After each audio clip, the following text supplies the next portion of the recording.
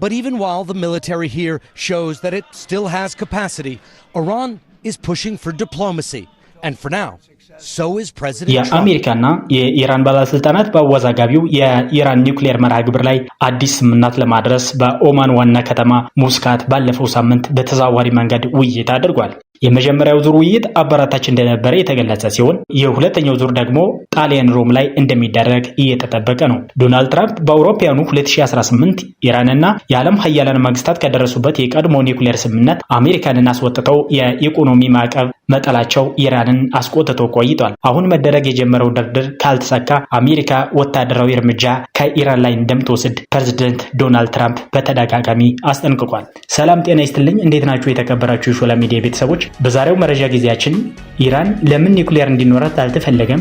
የኢራን የኒውክሌር መርሃ ግብር ምን ደረጃ ላይ ነው? የአሜሪካው አለቃ ለምን ከኢራን ኒውክሌር ስምምነት ወጡ? አሜሪካና እስራኤል ከኢራን ኒውክሌር መርሃ ግብር የሚፈልጉት ምንድነው? እና የሰሞኑ ድርድር ካልተሳካ እውነት አሜሪካና እስራኤል ሆኖ ኢራንን ሊያጠቁ ይችሉ ይሆን ወይ የሚሉትንና የተለያዩ ዝርዝር ጉዳዮችን እያስነሳን ቆይታ እናደርጋለን። አብራችሁ እንድትሆኑ በአክብሮት እየጠየቅን ወደ መረጃው እንለፍ። ኢራን የምታካሄደው የኒውክሌር መርሃ ግብር ለሰላማዊ ዓለም ብቻ የሚውል ነው በማለት የጦር መሳሪያ ለማምረት እየሰራች እንዳልሆነ በተደጋጋሚ አሳውቃለች። ነገር ግን ምዕራባውያን ሀገራት እንዲሁም የዓለም አቀፉ የኒውክሌር ተቆጣጣሪ አካል የሆነው IAEA በዚህ የኢራን ምላሽ እምነት የላቸውም ይባላል። በተለይ በ2002 የኢራን ምስጢራዊ የኒውክሌር ግንባታ ተቋም እንዳላት በታወቀበት ወቅት ኢራን በእርግጥ ኒውክሌርን ለሰላማዊ ዓለም መዋሏ ላይ ጥርጣሬ ፈጥሯል። ይህም ኢራንና ሌሎች ከሞላ ጎደል ሁሉም የዓለም ሀገራት የፈረሙትን የኒውክሌር ማስፋፋትን የመከላከል ስምምነት ያፈረሰ ነው ተብሏል። ስምምነቱ አገራት ወታደራዊ ያልሆኑ የኒውክሌር ቴክኖሎጂዎችን ለሕክምና፣ ለግብርናና ለኃይል ምንጭ እንዲጠቀሙ ይፈቅድ እንደነበረ ተገልጿል። ታዲያ የኢራን የኒውክሌር መርሃ ግብር ምን ደረጃ ላይ ነው የሚገኘው? አሜሪካ በአውሮፓውያኑ 2018 ከኢራን ጋር ከተደረሰው የኒውክሌር ስምምነት ከወጣችበት ጊዜ አንስቶ በኢራን ላይ ተጥሎ የነበሩ ማዕቀቦችን በመመለስ አጸፋዊ እርምጃ ስትወስድ ኢራንም ስምምነቱ የሚጥሱ ስራዎችን አከናውናለች ተብሏል። በዚህም ኢራን ለኒውክሌር ግንባታ ወሳኝ የሆኑና የተከለከለውን ዩራኒየም ለማበልጸግ በሺዎች የሚቆጠሩ የረቀቁ ማብላያዎችን ገንብታለች ነው የሚባል። የኒውክሌር ጦር መሳሪያዎች ወደ 90% የተጠራና የበለጸገውን ዩራኒየም ይፈልጋሉ ይባላል። በቀድሞ ስምምነት መሰረት ኢራን እስከ 300 ኪሎ ግራም የሚደርስ በ3.67% የበለጸገ ዩራኒየም እንዲኖራት ተፈቅዶለታል ተብሏል። ይህ መጠንም ለሲቪልና ለምርምር ዓላማዎች ብቻ በቂ ሲሆን የኒውክሌር ቦምቦች ለመገንባት የሚያስችል እንዳልሆነ ተዘግቧል። ባለፈው መጋቢት 2025 ዓለም አቀፉ የአቶሚክ ተቆጣጣሪ ድርጅት ኢራን 275 ኪሎ ግራም ዩራኒየም እንዳላት ገልጿል። ይህም ወደ 60% በማጣራት አበልጽጋለች ነው ያለው። ኢራን ዩራኒየምን የበለጠ ማበልጸጓ በንድፈ ሐሳብ ወደ ግማሽ ደርዘን የሚሆኑ የጦር መሳሪያዎችን ለመስራት በቂ ነው ተብሏል። የአሜሪካ ባለስልጣናት ኢራን ይህንን ዩራኒየም በአንድ ሳምንት ጊዜ ውስጥ ለአንድ ቦምብ በቂ የጦር መሳሪያ ደረጃ ልትቀይረው እንደምትችል ያምናሉ። ሆኖም ኢራን የኒውክሌር ጦር መሳሪያ ለመስራት ከ1 ዓመት እስከ 18 ወር እንደሚፈጅበትም ተናግሮ ነበር። አንዳንድ ባለሙያዎች መሳሪያውን በ6 ወር ወይንም ከዚያ ባነሰ ጊዜ ውስጥ ሊገነባ ይችላል ብሎ ያምናሉ። እናም ትራምፕ ከኒውክሌር ስምምነቱ ለምን ወጡ የሚለው ጥያቄ ቀጥሎ የሚነሳ ይሆናል። የተባበሩት መንግስታት አሜሪካና የአውሮፓ ህብረት ከአውሮፓውያኑ 2010 ጀምሮ በኢራን ላይ የኒውክሌር መርሃ ግብሯን የጦር መሳሪያ ለማምራት እየተጠቀመችበት ነው በሚል ጥርጣሬ ሰፊ ኢኮኖሚ ማዕቀብ ጥለውባታል ተብሏል። ማዕቀቡ ኢራን ነዳጅ ዘይቷን በዓለም ገበያ ላይ እንዳትሸጥ $100 ቢሊዮን በውጭ የሚገኝ የሀገሪቱ ሀብት እንዳይንቀሳቀስ አግዷል። በዚህም ምክንያት ኢኮኖሚያ ውድቀት ውስጥ ገብቶ የመገበያያ ገንዘቧን በከፍተኛ ደረጃ ውድቀት ስለገጠመው በሀገሪቱ የዋጋ ንረት አስከትሏል ነው የሚባለው። በአውሮፓውያኑ 2015 ኢራንና 6 የዓለም ሀያላን ሀገራት ማለትም አሜሪካ፣ ቻይና፣ ፈረንሳይ፣ ሩሲያ፣ ጀርመን እና ዩናይትድ ኪንግደም ከዓመታት ድርድር በኋላ ከኢራን ጋር ስምምነት ለማድረስ ችለው እንደነበረ የቢቢሲ ዘገባ ያመለክታል። በስምምነቱ ኢራን በኒውክሌር መርሃ ግብሯ እንድትሰራ የተፈቀደላትን ከመገደብ በተጨማሪ የዓለም አቶሚክ ድርጅት ሁሉንም የኢራን ኒውክሌር ግንባታ ተቋማትን ለመጎብኘት እንዲችልና የተጠረጠሩ ቦታዎችን እንዲፈትሽ ፈቅዳለች ተብሏል። በምላሹም ሀያላኑ ሀገራት በኢራን ላይ ተጥሎ የነበረውን ከባዱን ማዕቀብ ለማንሳት ተስማምቷል ነው የሚባል። በሀያላኑ ሀገራትና በኢራን መካከል የተደረሰው ይህ ስምምነት ተግባራዊ የሚሆነው እስከ 15 ዓመታት ሲሆን ከዚያ በኋላ የሚያበቃ ይሆናል ተብሎ ነበረ።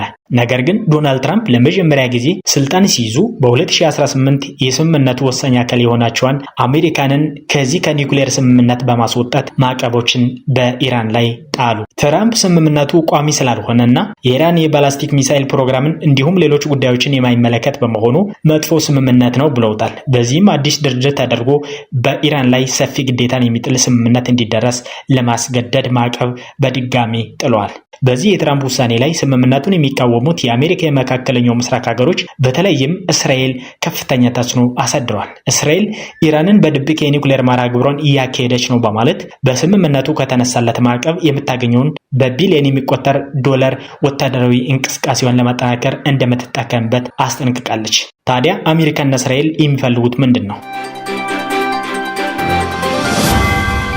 ትራምፕ ከኢራን ጋር የሚደረገውን ድርድር በተመለከተ የሰጡት መግለጫ ለእስራኤል እንግዳ ይመስላል ነው የሚባል። በዚህም ቀደም ካለው ስምምነት የተሻለ ስምምነት አድርጋለሁ እያሉ ሲናገሩ የነበረ ሲሆን ኢራን ግን እንደገና ለመደራደር ፈቃደኛ ሳትሆን ቆይታ ነው አሁን ወደ ድርድር የተመለሰችው ነው የሚባል። ከዚህ ቀደም ትራምፕ ኢራን ድርድር አድርጋ አዲስ ስምምነት ካልተደረሰ ቦምብ ይጠብቃታል ሲሉ አስጠንቅቆ ነበረ። የትራምፕ የብሔራዊ ደህንነት አማካሪ ማይክ ዋልትዝ እንዳሉት ትራምፕ የኢራን ኒውክሌር መርሃ ግብር ሙሉ በሙሉ መፍረስን እንደሚፈልጉ ገልጸው ይህም የሚመለከተው የኒውክሌር ማበልጸጊያዋን የጦር መሳሪያዋንና ስትራቴጂካዊ የሚሳይል ፕሮግራሟን ነው ብሏል። ኢራን በአሁኑ ድርድር የሚደረሰው ስምምነት የኒውክሌር መርሃ ግብሯን ለመገደብ እንጂ ለማፍረስ እንደማይሆን እና የማዕቀብ እፎይታ ለማግኘት እንደሚሆን ተስፋ አድርጋለች። የኢራን የውጭ ጉዳይ ሚኒስትር አባስ አርጋቺ ዓላማችን ከእኩል አቋም ላይ ተነስተን ፍትሐዊና አክብሮት የተሞላበት ስምምነት ላይ መድረስ ነው ብሏል።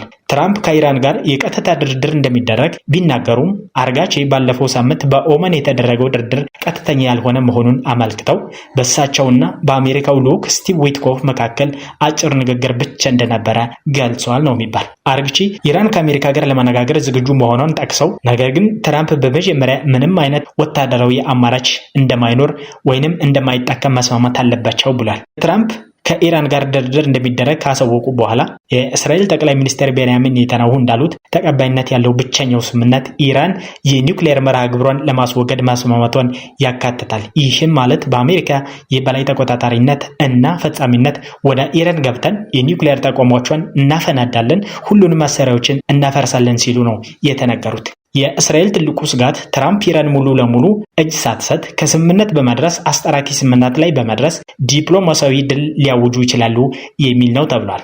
የኒውክሌር መስፋፋትን የሚከለከለውን ስምምነት ያልፈረመችው እስራኤል የኒውክሌር ጦር መሳሪያ እንዳላት ይታሰባል። ነገር ግን ይህንን የሚያስተባብልም ሆነ የሚያረጋግጥ መረጃ እስካሁን እንደሌለ ይናገራል። የእስራኤልን ሕልውና የማትቀበል ኒውክሌር የታጠቀች ኢራን ትልቅ ስጋት እንደምትፈጥርበት ታምናለች። ታዲያ አሜሪካና እስራኤል ኢራንን አንድ ላይ ሆኖ ሊያጠቁ ይችላሉ ወይ የሚል ጥያቄ ይነሳል።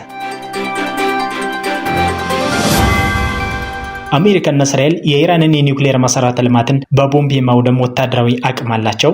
ነገር ግን እንዲህ አይነቱ እርምጃ ውስብስብና አደገኛ እንዲሁም ውጤቱ እርግጠኛ የማይሆንበት ነው ተብሏል። የኢራን ቁልፍ የኒውክሌር ተቋማት የተገነቡት ቦታዎች ከመሬት በታች የተቀበሩ ናቸው። ይህን ማለት እነዚህን ተቋማት ለማጥቃት ከመሬት በታች ሰርስረው መግባት የሚችሉ በጣም ኃይለኛ ቦምቦችን መጠቀም ይጠይቃሉ ተብሏል። እንዲህ ያሉት ቦምቦች አሜሪካ ያላት ሲሆን በእስራኤል በኩል ግን የሚታወቅ ነገር የለም ሲል የቢቢሲ ዘገባ አስነብቧል። ጥቃት ቢሰነዘርበት ኢራን ራሷን መከላከሏ አይቀሬ ነው። ይህም በአካባቢው የሚገኙ የአሜሪካ ንብረቶችን ልታጠቃ እና ሚሳይሎችን በእስራኤል ላይ መተኮስን የሚጨምር ይሆናል ተብሏል። ለእንዲህ አይነቱ ወታደራዊ ዘመቻ አሜሪካ በባህረ ሰላጤው አካባቢ ያሏትን የጦር ሰፈሮቿን እንዲሁም አውሮፕላን ተሸካሚ መርከቦቿን መጠቀሟ አይቀርም ተብሏል። ነገር ግን በአካባቢው ትልቁ የአሜሪካ አየር ኃይልን የምታስተናግደው ኳታርን ጨምሮ ሌሎችም ሀገራት ከኢራን ሊሰነዘር የሚችል የአጸፋ ጥቃትን በመስጋት አሜሪካ ግዛታቸውን ተጠቅማ ኢራን ላይ ወታደራዊ ጥቃት እንድትፈጽም ላይስማሙ ይችላሉ የሚል ብያኔ ላይ የቢቢሲ ዘገባ ደርሶበታል። የአሜሪካና የኢራን የኒውክሌር መርሃ ግብር ድርድርንና ስጋትን በተመለከተ የተዘጋጀውን መረጃ እዚህ ጋር አበቃው። በሌላ መረጃ እስከምንገናኝ ሰላም ሁኑ።